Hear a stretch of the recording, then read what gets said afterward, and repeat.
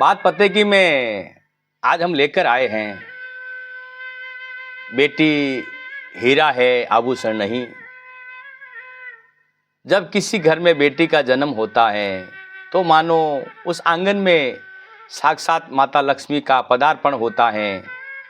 जिन माता पिता के घर बेटी जन्म लेती है वे वास्तव में बड़े सौभाग्यशाली होते हैं।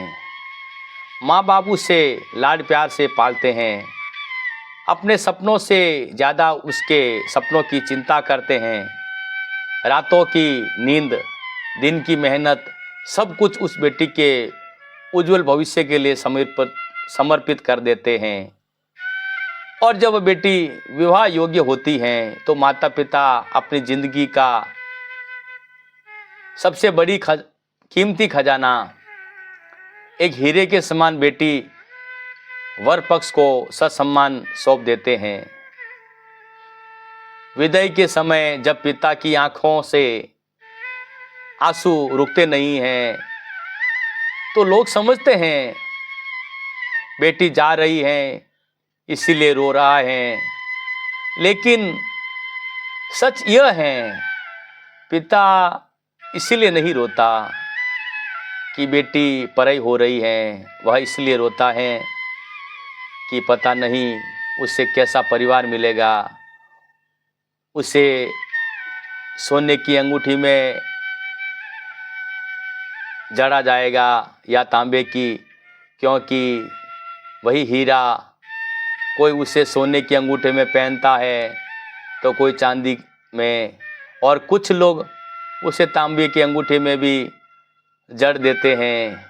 हीरा वही है, वही रहता है, बस फर्क होता है उसे धारण करने वाले के संस्कारों और सोच में।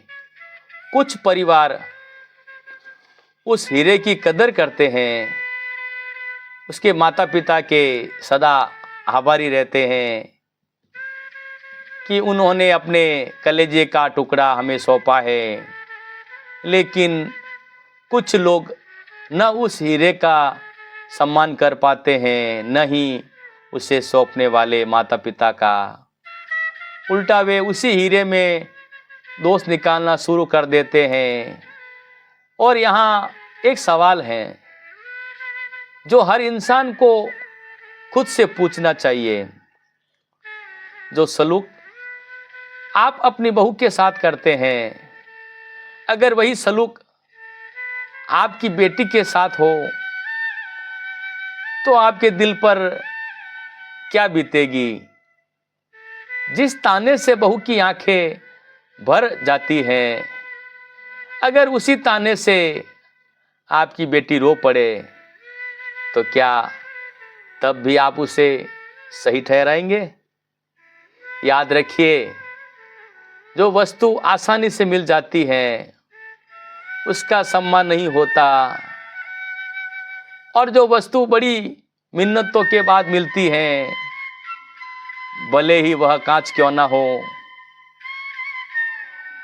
उसकी भी लोग पूजा करते हैं। बेटी कोई वस्तु नहीं है, वह संस्कारों की कसौटी है।